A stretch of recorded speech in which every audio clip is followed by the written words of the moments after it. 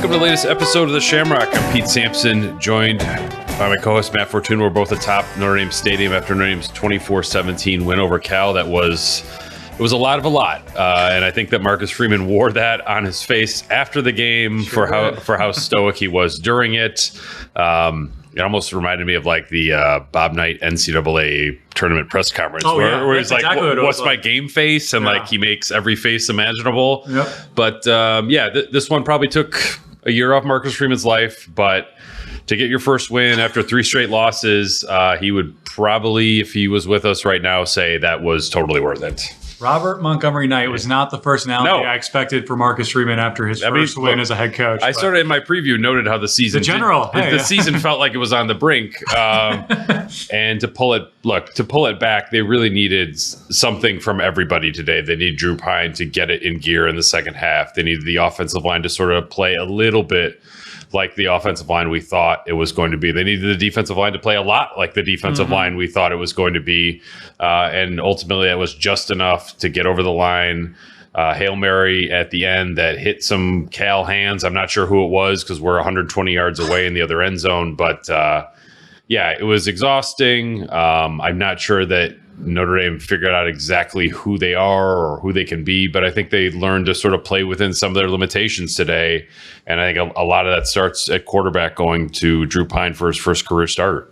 Yeah, I don't know how much they figured out about themselves so much as, all right, we got that win under a belt. Like there's this gray cloud removed from everything we do right now. We can move forward and go about the business of figuring out who we are. I mean, this game was something. I mean, from start to finish, it looked like it could have gone either way.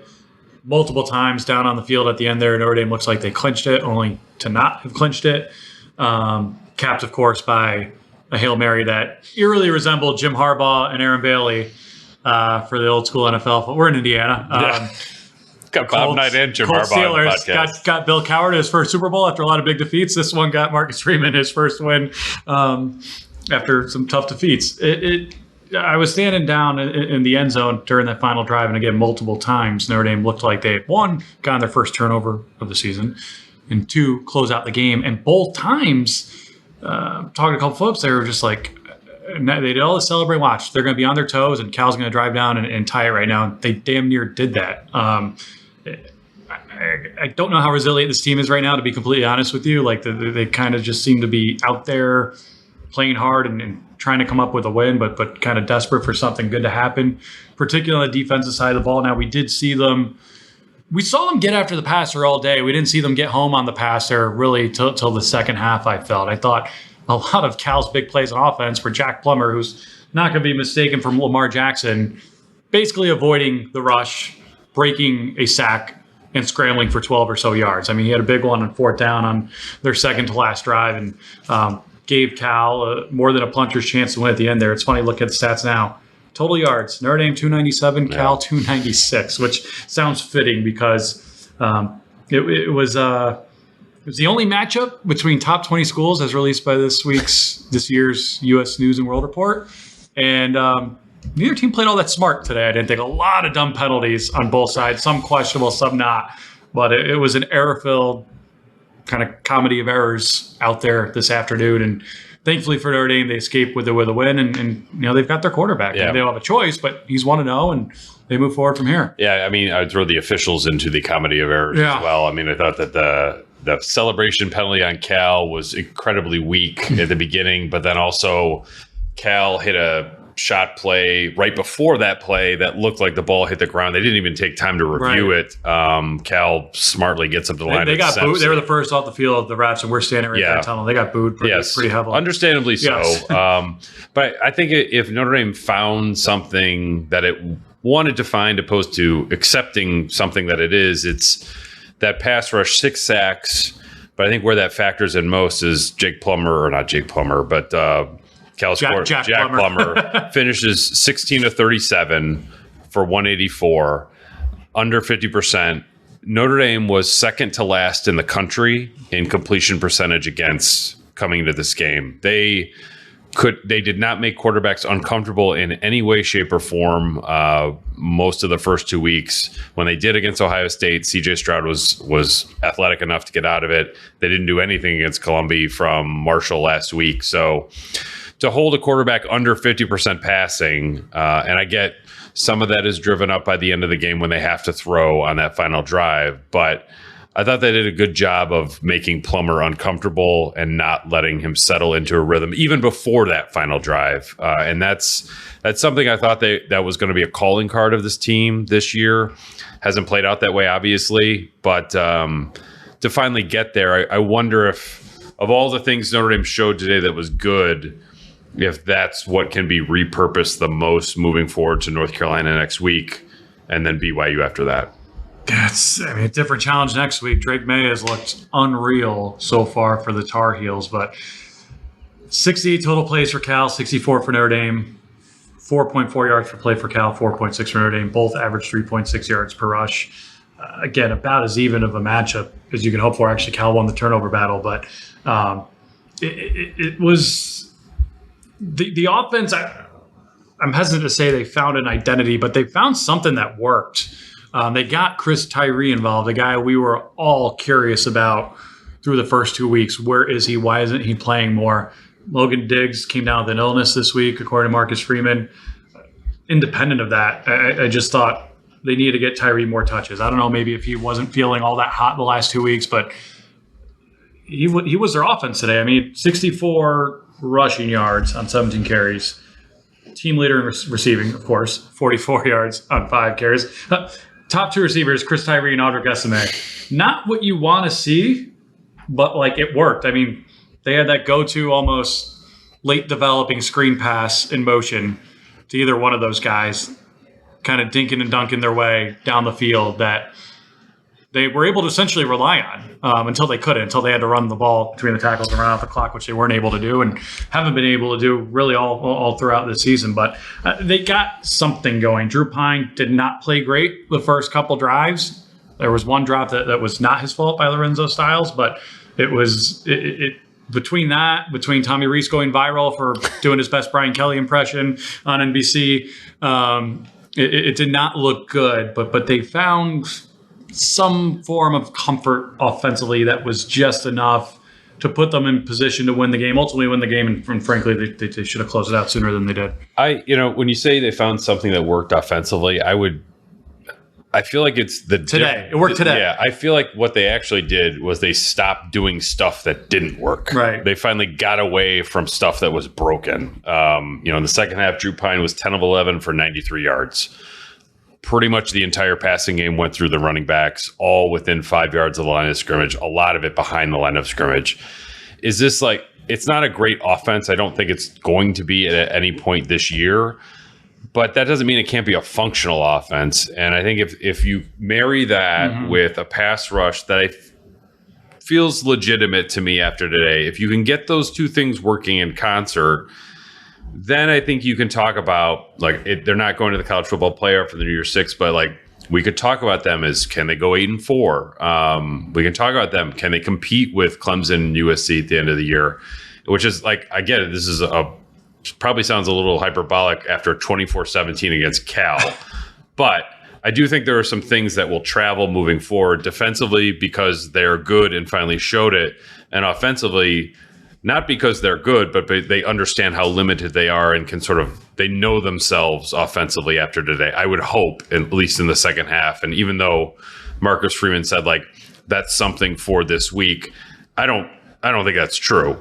I think that's something for the rest of the season because I'm just not sure there's much else out there when you look at the box score and you see Lorenzo Styles, 3 catches, 29 yards. Braden Lenzy, 3 catches, 20 yards. Matt Salerno, 1 catch, 4 yards. No Tobias Merriweather. Jaden Thomas played but was not a factor. They just don't have anything at receiver, and other than Styles, and I don't know where or why that would suddenly pop up the rest of the year. Nor do they have a quarterback who has the arm strength to push the ball vertically like last week. Tyler Buckner was 1 of 7 on throws of 20 yards or more. I don't know if Pine attempted a throw of 20 yards or more, and I wouldn't expect that he's going to attempt more than 1 a game to a game, and that would be more out of desperation than out of strategy. So it's, Reese, I thought, if you could say an offensive coordinator called a good game when you score 24 points and had 297 yards and you were dropping F-bombs on your quarterback on national television, I thought Reese in the second half had a good game. First half, I think he was still kind of mucking around with everybody else here to try to figure out, okay, who are we? What can we do that actually works? Agree. It was a really ugly first half. I mean, they took them until the second quarter to get their first down. They got very Bronx cheery from the crowd. Just kind of people were fed up. I mean, they had 4 false start penalties on third down alone in the first half, including one by Lindsey, the receiver you mentioned.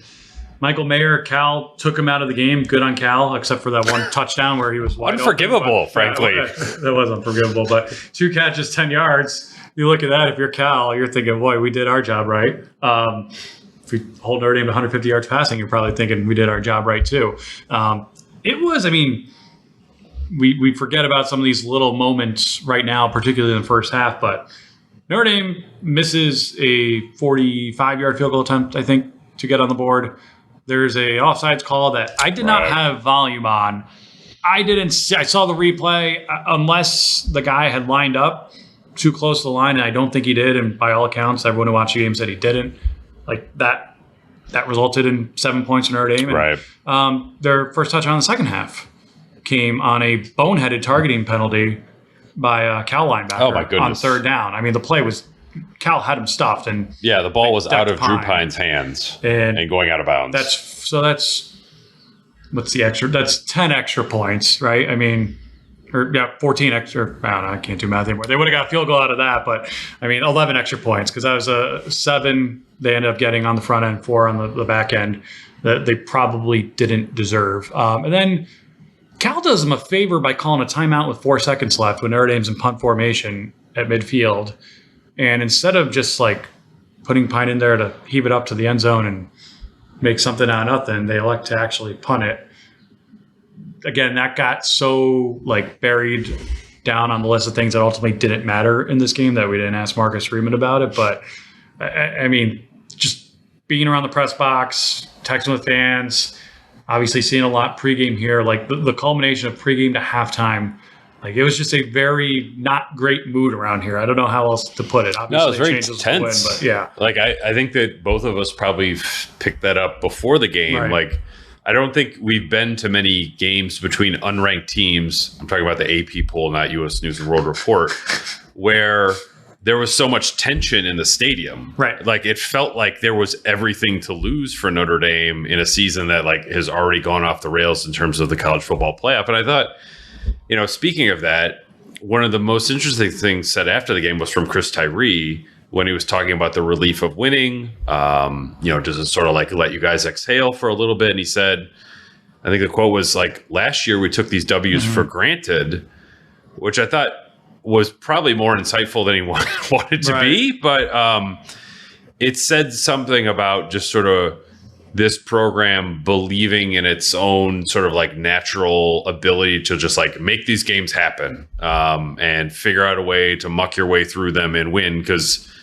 God knows they did that a ton of times under Brian Kelly. And then you start the post-game media with Marcus Freeman saying winning is hard, which is like the ultimate Kelly. I mean, it's on T-shirts. Was I with you? I mean, they're walking out the field. I turn to someone and I go, oh, I'm sure we'll get a winning is hard like we would from Brian Kelly after one of these. And sure enough, the first thing Marcus Freeman says is winning is hard. I mean, but it says something about where Notre Dame was. Like this kind of game, for how painful in some ways it was a game that Notre Dame would automatically win under Brian Kelly 42 out of 42 times. Mm-hmm.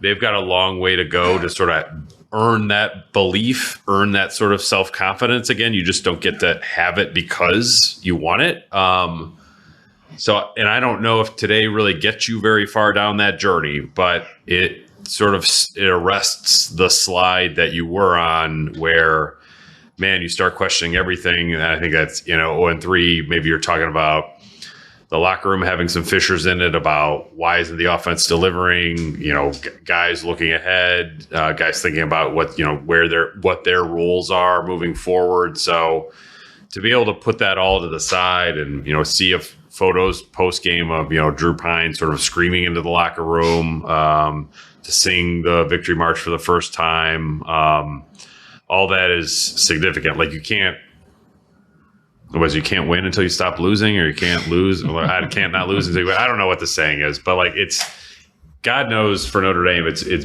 better than the alternative, which like I'm not sure how much they could have taken a loss like today after the way the season started. Well, and with who's on deck, I mean, I'm sure you as well as me, everyone I talked to and saw pregame had some variation of, we better win this one, because if we don't, when the hell are we going to, essentially? Right. And that's eliminated as a question, at least in the short term. Carolina's got a hell of an offense, and that will be a challenge in its own right, although they haven't played all that well defensively. And I think, getting a win under your belt and building this offense around Drew Pine throughout the course of the season will give you something to build off. It's college football season, which means you need SLING TV, where you can watch unbeatable college football coverage starting at $35 a month. Get everything you love about college football, rivalries, marching bands, bowl games, conference power rankings, all of it with SLING. Plus, SLING has all the big games on the biggest networks: ESPN, ESPN2, SEC Network, ACC Network, Fox, and the Big Ten Network, all for the best price. And the best part is, getting SLING is easy.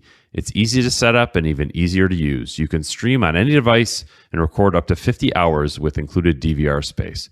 Plus, you won't need to get locked into any long-term contracts. So if you're looking for the perfect place to spend your Saturdays, you need to take a look at SLING, where you can get everything you love about college football for the best price. Check out sling.com for special offers. SLING, the live TV you love for a price you love. Try us today. As you gear up for fall, you need the right people on your team to help your small business fire on all cylinders. LinkedIn Jobs is here to make it easier to find people you want to talk to faster and for free. Create a job in minutes on LinkedIn to reach your network and beyond to the world's largest professional network of over 810 million people. Then add your job to the purple hiring frame to your LinkedIn profile and spread the word that you're hiring so your network can help you find the right people to hire. LinkedIn Jobs helps you find the candidates you want to talk to faster.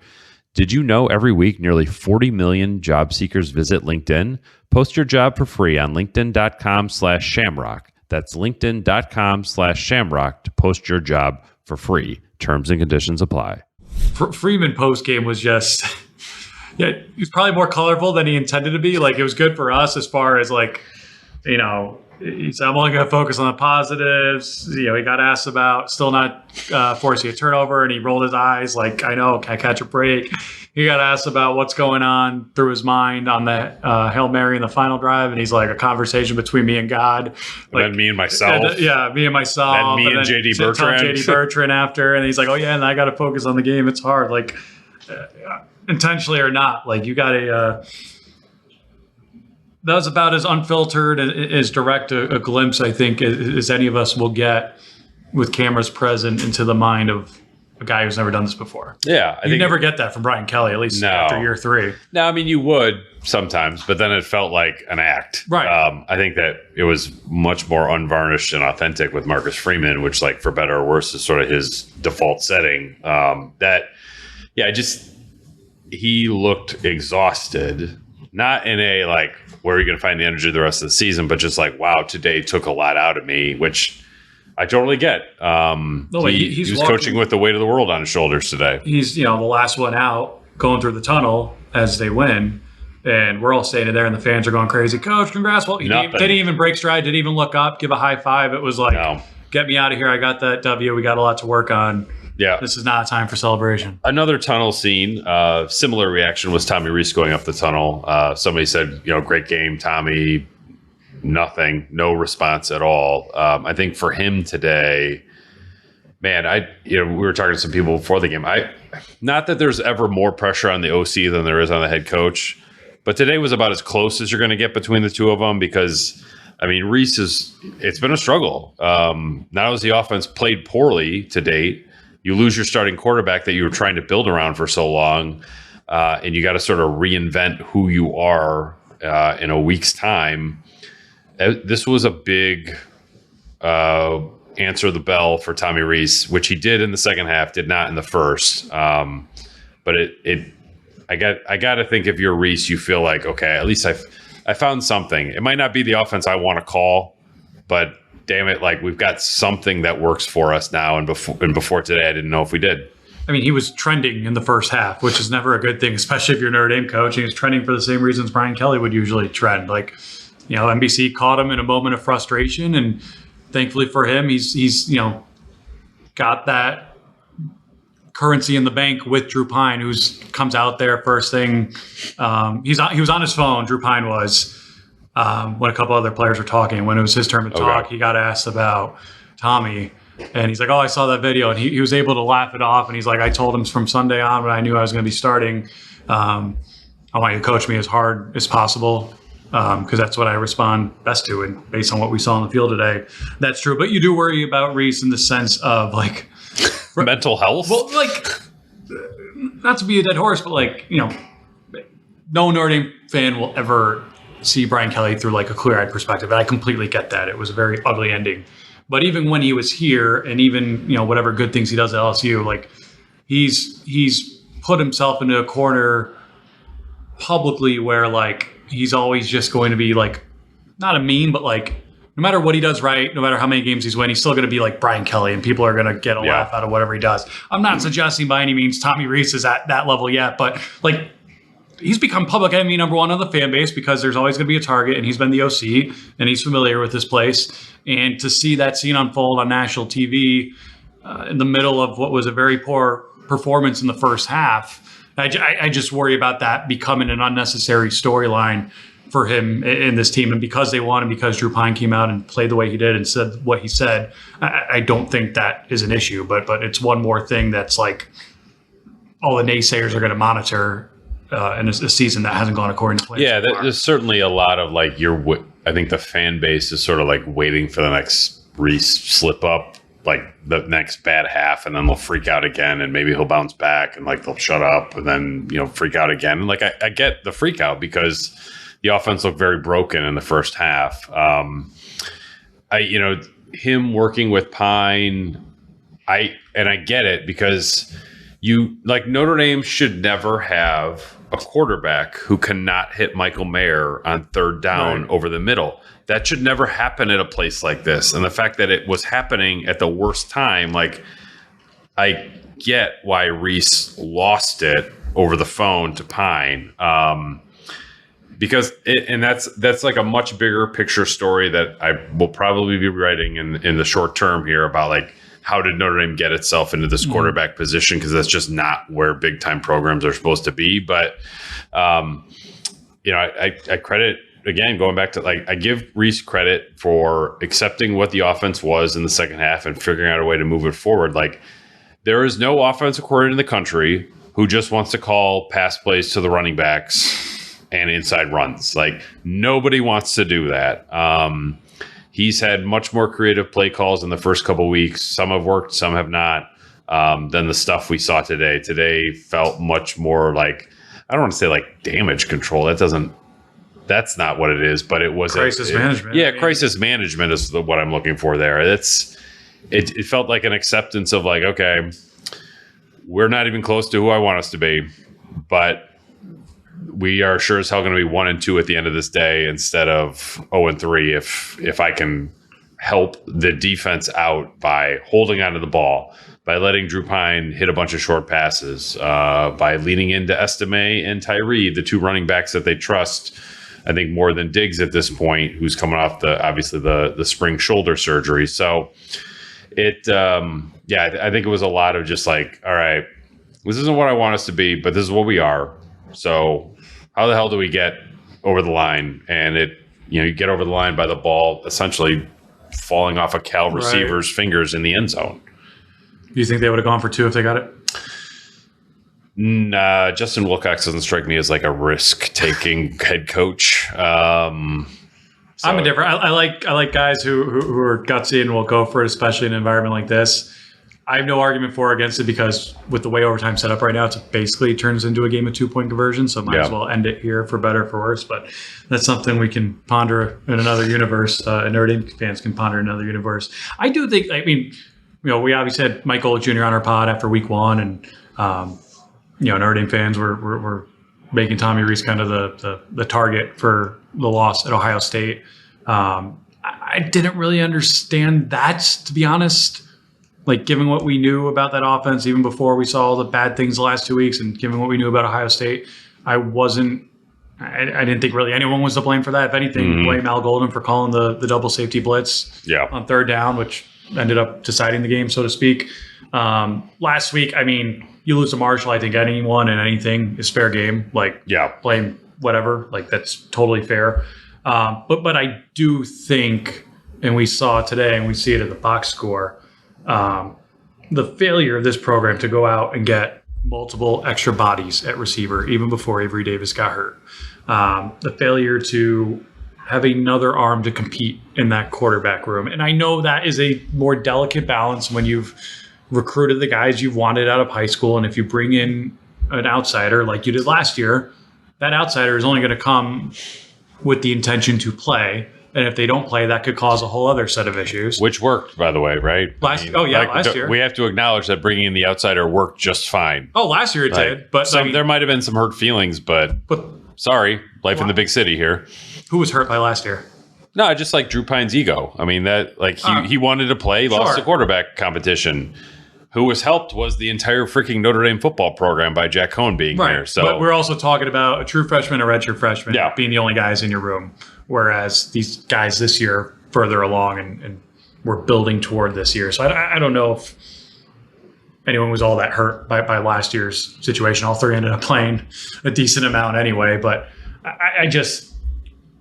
we knew this would be an issue coming in, and watching it unfold live. You were talking about this earlier, Sturdivant, one of the best guys on Cal today. Yeah, somebody Notre Dame recruited, and they just, they're like, well, we've got 3 receiver commits. Amorian Walker, who's now at Michigan, CJ Williams, who's at USC, and Tobias Merriweather, who can't get on the field. So I just don't understand it. Look, Charlie Jones, I'm not saying Charlie Jones will go to Notre Dame, from my understanding, that partnership, that friendship he had with Aiden O'Connell was real. And he always wanted to play with him, and he saw the opportunity to do it in an offense that obviously is very pass happy. A little bit more pass happy than Iowa and Notre Dame, which might be playing in a bowl game later this year between 2 teams that will go on until someone scores an offensive touchdown. I don't know how many people would pay to see that, but I can't, that's where, again, play calling is play calling. We all play Monday morning quarterback. You don't play well, you lose. Everything's open for second guessing.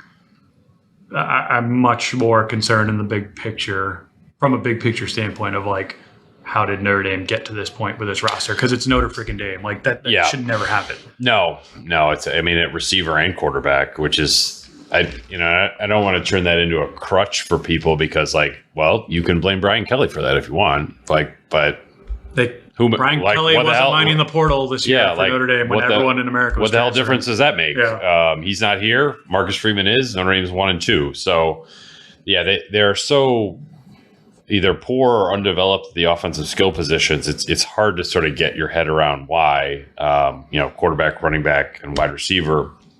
But it's in Estime and Tyree, I think they have 2 guys that are good enough to shoulder the load there. They had a functional offensive line. Yeah. They both would have 100 yards easily. Yeah, but at receiver, they don't. At quarterback, they don't. So, what does that get you the rest of the year? It probably gets you more to a 7-5 final record. As you're sort of looking over the horizon here, but still, they're going to have to beat some teams that are actually good to get to 7-5. They don't have 6 more Cals. They have one UNLV. They have 1 Navy. everybody else can sort of get you. Boston College, probably not, because I don't know if Phil Dracovic will be standing upright at that point of the year because their offensive line is so bad. But look, Stanford. You want to talk about worst case scenario, though? Phil comes in here and wins on senior day after Notre Dame's gone through all their quarterback troubles. God knows I've covered that game before under the Charlie Weis era with Cam Dantley and Zach Frazier. But it's like USC, Clemson, North Carolina, BYU, Stanford, Syracuse for sure. Now Stanford, that's BYU lost by 21 in Oregon today, but that's like 6-7 games that you're not going to be able to play like you played against Cal and win those games. You're going to have to find another level. Do I think Notre Dame has another couple levels? Yeah, but this isn't a team this team is not going to do what the 19 team did, where I think Brian Kelly built, the 20 team did, where it's really kind of just awkward and funky at the beginning of the season, but it was all sort of building towards the Clemson game, where they went all in on that one and said, basically, just screw it. This is the game. We got to go for it in this game. And they started preparing ahead of time for it, like the Pittsburgh game that year, where they went out and just basically flexed because they knew they had to find another 2 or 3 levels before they get to Clemson. I don't even know what another 2 or 3 levels would look like. But, I mean, to be fair to the situation, there are not a lot of teams that can find another 2 or 3 levels when they're playing their backup quarterback. That's just the reality Notre Dame's living in. While they should have a better quarterback room, when your starter goes down, your starter goes down. That's a hard place to be. To quote Brian Kelly, this is who we've got. It's not the NFL. It's not free agency. We can't go out and sign someone and bring them in today. This is who they have. And that 20 team was so mature. And you knew that, amid all the uncertainty of that world that year, you knew as soon as Kelly began his fall camp press conference and said, I'm not worried about this team. I know what I got with them.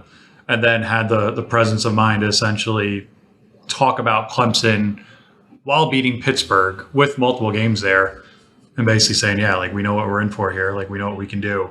You're not going to see a team like that too often anywhere, as far as the identity of it, the symbiotic nature between coaching staff and players. This is all new ground, entire new ground. Now, our next partner is a pretty cool product. Let's talk about Athletic Greens. If you're looking for better gut health, more energy, or a stronger immune system in a really easy, natural way, you've got to check out Athletic Greens. It supports better sleep quality and recovery. It also supports mental clarity and alertness, and I think every college football fan could use a little bit more of that on Sundays. Right now, it's time to reclaim your health and arm your immune system with a convenient daily nutrition boost, especially heading into the cold and flu season. It's just 1 scoop in a cup of water every day. That's it. No need for a million different pills and supplements to look out for your health. And so, to make it easy, Athletic Greens is going to give you a free 1-year supply of immune-supporting vitamin D and 5 free travel packs with your first purchase. All you have to do is go to athleticgreens.com/CFB22. Again, that's athleticgreens.com/CFB22 to take ownership of your health and pick up the ultimate daily nutritional insurance. It was nice to see Manti Te'o here today. Oh, yeah.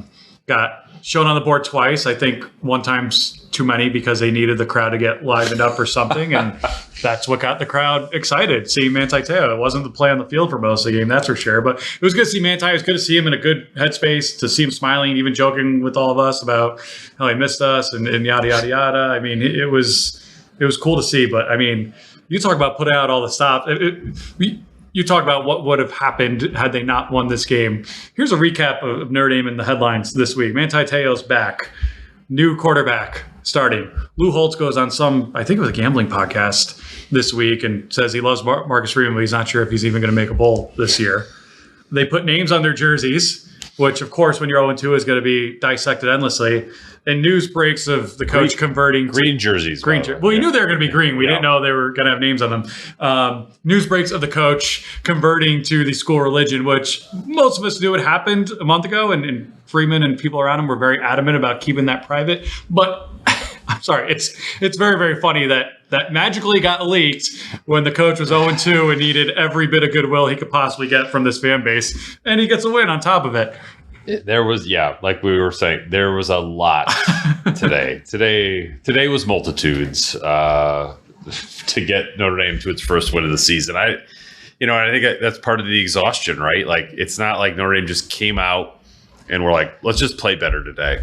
Let's execute better. No, you had all this extra stuff going on, which like Notre Dame has a tendency to do. There's always a lot of extra stuff here for one reason or another. Today was more than usual. I agree. It was cool to see Manti back here. I don't know if you were watching the video board, but like when he was introduced, presenting the flag, he got emotional. You could see it. And then the fans actually took it up another couple levels with the cheers, and he got more emotional. So that was very cool. To sort of see him back on familiar ground after, what the last 10 years have been like for him. He said seems like he could have played today, frankly. I mean, he was still okay. He was in pretty good shape. Yeah. But he said Marcus Freeman reminds him of Bob Yaka. Yeah, that gave me I looked around when he said that to see if anyone had the shivers, honestly. Same reaction I did. I was like, how do you say energy vampire in Polynesian? I don't really know how that works. But other than that, like, yeah, that was the feel good part of the pregame. I guess the feel good part of postgame is just to sort of see Notre Dame's players and its head coach kind of exhale for the first time in 6-8 weeks. I don't know. Maybe since the first practice. I remember being at the first practice and Marcus Freeman getting on the team about how much work they had to do. And I sort of interpreted it as like, that's like something the head coach knows he's going to say after the first practice, regardless of what he saw. But maybe his powers of perception were on point that day, and he knew how far this team had to go. But do you think that though? Not this far. This does not resemble anything either of us heard throughout camp. No. I think Notre Dame's staff was confident they were going to be able to move the ball on the ground. Their offensive line was going to be good. Their pass rush had a chance to be excellent.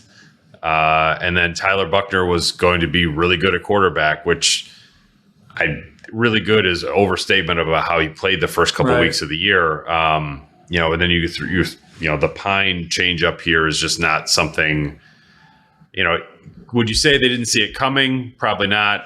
But did they know this was a possibility? Considering Freeman said, hey, Drew Pine, we know you're going to play this year. And Reese said, Pine, I need you to be ready. Like, with the injuries Buchner had, you knew you were going to get to this point at some moment. That's been Notre Dame football as long as you and I have covered it, right? Like, very few guys have made it beginning to end of season in one piece, so to speak, or without major hiccups at quarterback. So I think Drew Pine is the perfect kind of makeup for this situation. He took losing the job very hard, but Marcus Freeman said today, like, I think he used the term warrior. He said everyone can learn from the way he responded for this program with the confidence he's brought to this team, despite not being the starter entering the season. But I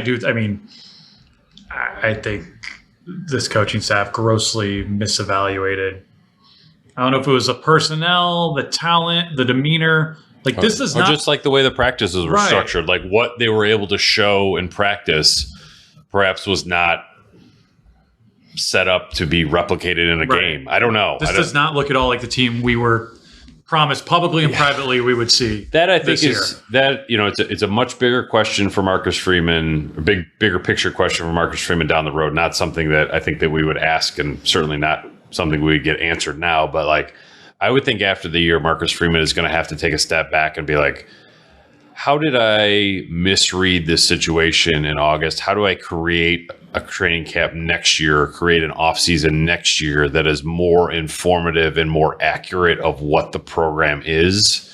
So then I'm not surprised when kickoff happens in Dublin against Navy, that I'm not surprised, once the season starts and Ohio State comes here at the end of September. So that's right. That's probably a different podcast for another day. But for now, first one of the season, I don't know if it takes a lot of pressure off, but it definitely is a little bit of relief. The alternative is not good. Right. Yeah, it doesn't suddenly make you a great team, but it stops you from being the first coach to start 0 and whatever. Right.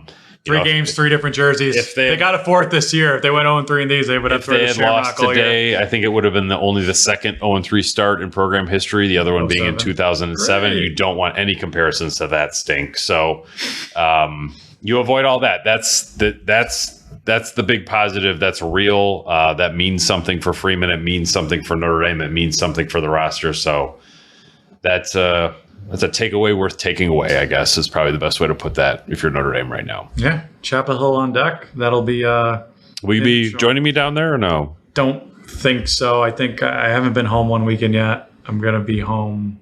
I'm planning on being home this week. I want to see if I can make it work where I could do that and Clemson at Wake Forest. If one was at noon and one was at night in the same state. It doesn't look like that's going to be the case. So I think I'll be watching this one from the Tube. Which who's broadcasting for that? Ooh, I think it's an ABC, ESPN. I'm not sure who the broadcast team is, but it's a 3:30 start. So we're at least winning a little bit in that way. But so we'll wrap up this episode of the Shamrock from atop Notre Dame Stadium after Notre Dame's 24-17 win over Cal. Matt and I will be back during the week, talking a little North Carolina, see where the program goes. I have a feeling that there will be the drama of Notre Dame's season did not end today. I don't know if it's slowed down today. So the misery ended. The drama did not. We will have a lot more to talk about moving forward. So until then, he's Matt. I'm Pete. Thanks for being with us on the latest episode of The Shamrock.